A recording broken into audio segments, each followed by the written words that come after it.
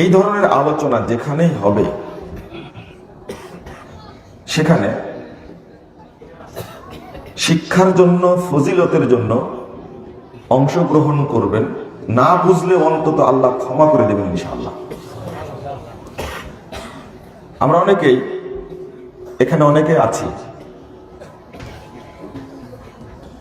যারা খুব দরিদ্র কিন্তু পরহেজগার, অর্থাৎ তাকওয়াশীল অনেকে আছেন, তাদের টাকা পয়সা নেই, তারাই কিন্তু এখানে এসেছে। যারা কলেজের শিক্ষক, বিশ্ববিদ্যালয়ের শিক্ষক বা উচ্চ পর্যায়ে চাকরি বাকরি করে, তারা এখানে কেউ আসেন। তাদের কাছে মাদ্রাসা শিক্ষা একটা ঘৃণিত বিষয়। এই আলেমরা এসেছে আলোচনা করবেন, উনি যেহেতু চাকরি করেন, টাকা আছে, পয়সার গরম আছে, এই জন্য বাড়িতে বউকে নিয়ে এই সিরিয়াল, আপনারা সিরিয়ালই তো বলেন এটাকে, নগ্ন মহিলার ছবি দেখছে স্বামী স্ত্রী মিলে, বাচ্চা কাচ্চা মিলে, তারা এই প্রোগ্রামে আসেনি। তারা নিজেদেরকে অহংকারী মনে করে এবং মনে করে এইগুলোতে গিয়ে শুধু সময় নষ্ট করা। এই মানুষটি যখন রিটায়ার্ড হবে, চামড়াটা ঢিল হয়ে যাবে, তখন মসজিদের ইমামকে জিজ্ঞেস করবে জোহরের পরে কয় রাকাত সুন্নাত পড়তে হয়। কখন জিজ্ঞেস করবে বুঝতে পারছেন? রিটায়ার্ডের পরে, চামড়া ঢিল হয়ে গেছে, ভালো করে সেজদা দিতে পারে না, রুকু করতে পারে না, পেশাব আটকা রাখতে পারে না, ডায়াবেটিস হয়ে ঘন ঘন বাথরুমে যাওয়া লাগে।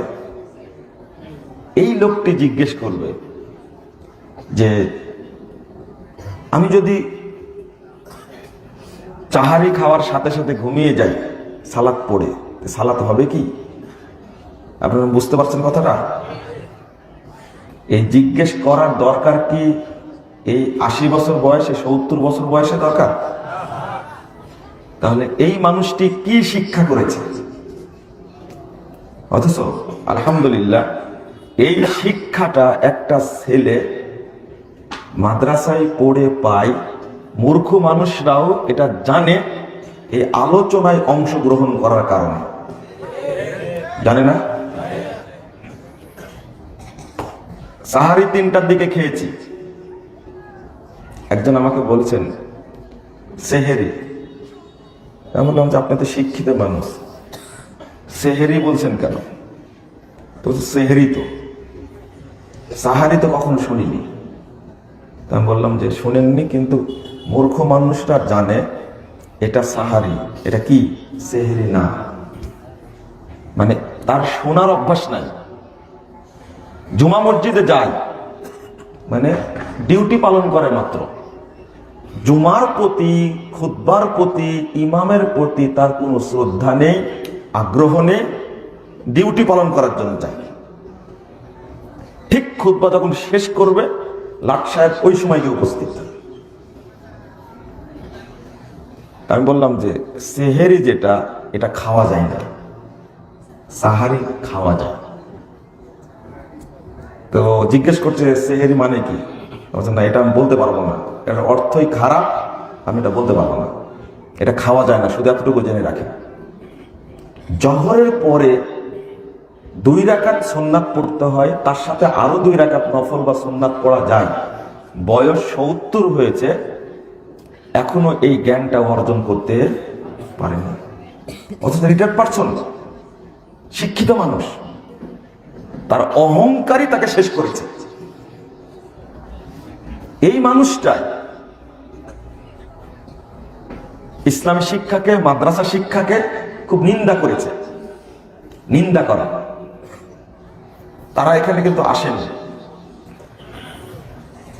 আপনারা অনেকে বাদাম খাচ্ছেন, বাদাম খাওয়া বন্ধ করতে হবে। কি বন্ধ করলেন তো?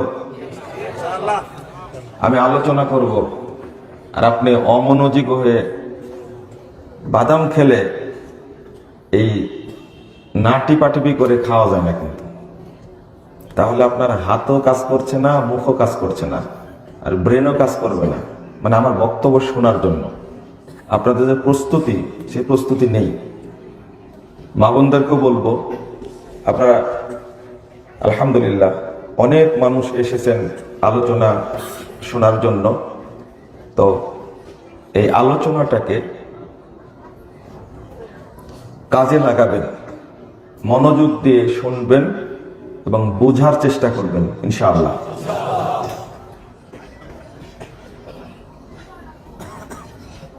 যারা দোকানপাটে আছেন, দেখলাম বহু মানুষ দোকানেও আছে। এখন রাত 10:30 বাজতে যাচ্ছে। আপনাদের অনুরোধ করব, আপনারা ফজিলতের আশায় এই আলোচনায় অংশগ্রহণ করবেন ইনশাআল্লাহ।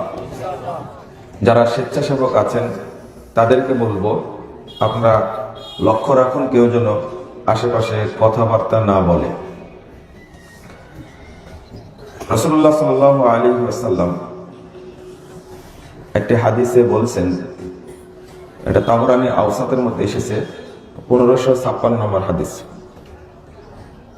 মা জালাসা কওমুন ইয়াযকুরুনাল্লাহ, কিছু মানুষ যখন এক জায়গায় বসে আল্লাহকে স্মরণ করে, অন্য হাদিস এসেছে কোরআন সুন্নাহর পর্যালোচনা করে, ইল্লা নাদাহুম মুনাদিন মিনাস সামা। এই পাশে কারা আছে? মহিলা নাকি পাশে? এই পাশে ডান পাশে যারা আছেন তারা কথা বন্ধ করেন। রাসূল সাল্লাল্লাহু আলাইহি ওয়াসাল্লাম বলছেন, ইল্লা নাদাহুম মুনাদিন মিনাস সামা, এই সমস্ত লোকদেরকে আল্লাহ আসমান থেকে ডাক দেন। যখন আলোচনা শেষ হবে, চলে যাবে, তখন আল্লাহ বলেন, কুমু মাগফুরাল লাকুম, তোমরা এখন চলে যাও, তোমাদের সবাইকে ক্ষমা করে দেওয়া হয়েছে। ক্ষমা করার মালিক কে? আর ঘোষণা করছেন কে? আল্লাহ ঘোষণা করছেন।